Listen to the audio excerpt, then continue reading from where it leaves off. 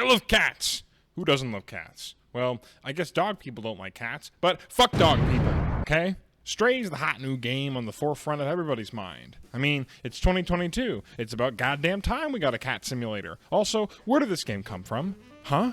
I only learned about its existence like 2 days before the release of this video. Okay, maybe I live under a rock and I don't stay up to date with trends or release dates, but look, asking around, not a lot of people I knew were aware of this game coming out until, like, fucking yesterday. Alright, to answer the question on everybody's mind, I decided to do some background research on Stray and its development. According to Wikipedia, a great source, Stray was developed by Blue 12 Studio and published by Annapurna Interactive. The founders of Blue 12 wanted to start their own independent project after working at Ubisoft. In 2015, development began and the game was originally called HK_Project. After sharing the game on Twitter in 2016, Annapurna Interactive would reach out to Blue 12 to publish.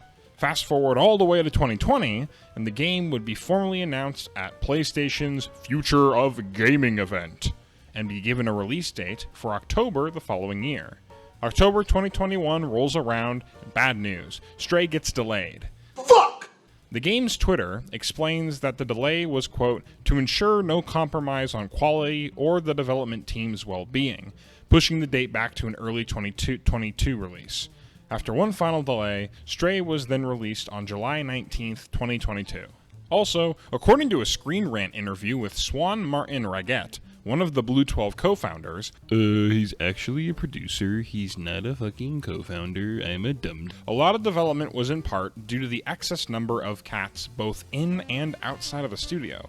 Swan explains that the studio had 2 cats. Oscar, a Sphinx cat, you know, the funny-looking Nikki ones, and Jun, a black stray that some of the artists had found. He explains that they filmed Oscar to see body movement and to get an idea how to translate kitty movement into the game. Let's not forget about the star of the show. Swan also says that the playable cat in the game was also inspired by a real-life stray found by the team. If you want to learn more, I would highly recommend reading the article. I'll have it linked down in the description. Of course, regardless of all of this, the developers did something right, because the game released to widespread praise across the internet, with almost everyone giving high ratings and singing of its successes. Of course, I'll be taking my slice of the pie and sharing my own thoughts and feelings on Stray. The game starts off with a group of wildcats, resting and eventually making their way across the ruins of some kind of dam or structure. You learn the 3 main, most important mechanics: jumping, scratching, and meowing. All is well until you fuck up a jump and fall into the abyss and you're left alone and hurt. You then enter the dead city, and this is really where the game takes off. From here on out, the rest of the game takes place in this strange, cramped city that is packed to the brim with decay. The buildings are jammed together like sardines, and the level of detail to most everything is, well, astounding.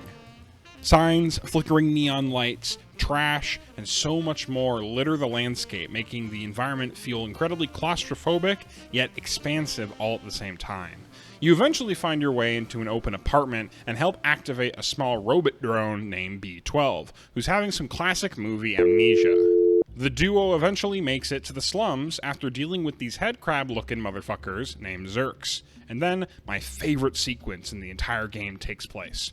When you jump over the wall, we get our first look at the inhabitants of this strange city, who are all robots. However, once they see us, they sound an alarm and run away in fear. As we scurry deeper into the slums, we see more robots shunning us away and fleeing. We're then met by the Guardian, who realizes that we're not really a threat.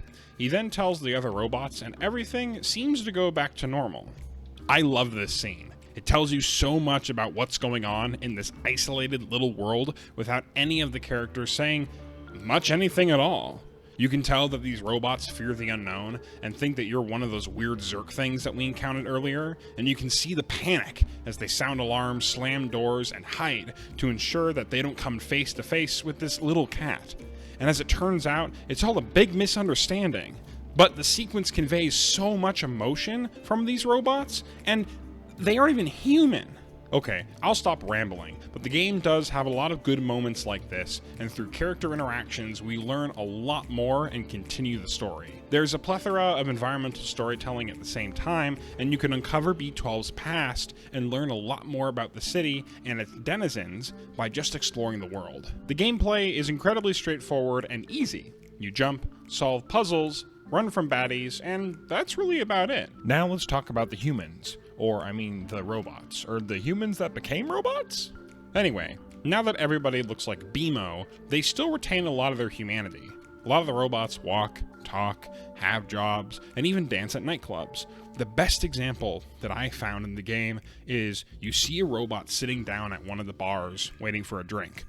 What do robots drink at bars, you may ask? Well, they don't drink fucking alcohol. They don't drink oil. Instead, we see them grab one of those pressurized air cans that you would use to clean your gamer PC and stick it in their mouth. And they start smiling. It's fucking hilarious. Because despite being like a robot, this robot is cleaning itself to get pleasure and joy. The same as you would having a drink with your friends at the bar. It's hilarious. And the small details like this really bring the world of Stray to life and make the robots feel, well, human. Alright, now we gotta talk about the game's ending, which for me is really bittersweet.